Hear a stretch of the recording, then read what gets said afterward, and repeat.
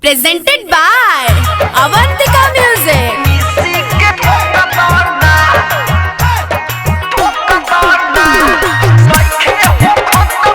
DJ Mukesh Chakia. ओला पी के तू खामा हो बारिश तलयामा हो बंद करके केवारी हो तू तार फेंक सारी हो तू तार फेंक सारी हो ओला पी के तू खामा हो बारिश तलयामा हो बंद करके केवारी हो तू तार फेंक सारी हो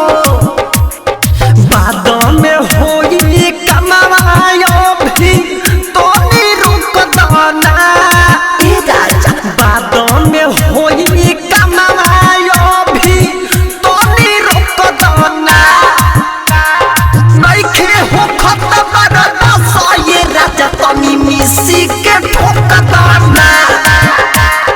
नहीं खे हो खत्म बरदा ये राजा तनी मिसी के ठोक दाना ना ना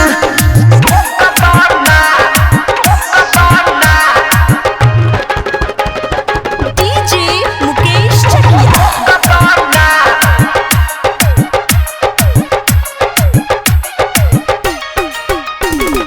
बानी हम मुंड में है आइल ये सोइया बैठल बानी हमरे डी ये सोइया बैठल बानी हमरे डी करबो नहीं हाली से तला हो सगरो राजा बेधी ये राजा लोहर सगरो बेधी लोहर सगरो बेधी बानी हम मुंडो में आइल ये सोइया बैठल बानी हमरा डी ये सोइया बैठल बानी हमरा डी करबो नहीं हाली से तला हो सगरो राजा बेधी ए राजा लोहर सगरो बेधी ओठ में चुमा ले लो चाहे अंगूरी से घोपदाना हे राजा ओठ में चुमा ले लो चाहे अंगूरी से घोपदाना नहीं खे हो खत्म बरदा ये राजा तनी मिसी के ठोक दाना नहीं खे हो खत्म बरदा ये राजा तनी मिसी के ठोक दाना ना ना तनी मिसी के ठोक दाना ना ना तनी DJ Mukesh Chakia. Presented by Avantika Music.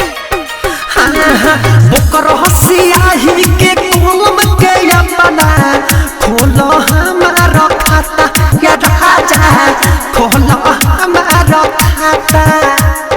टंकी के ना पोह डाली के प्रतीक राजया पन बाता ये राजा राजया पन बाता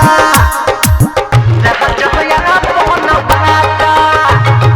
ओकर हसियाही के कलम के अपना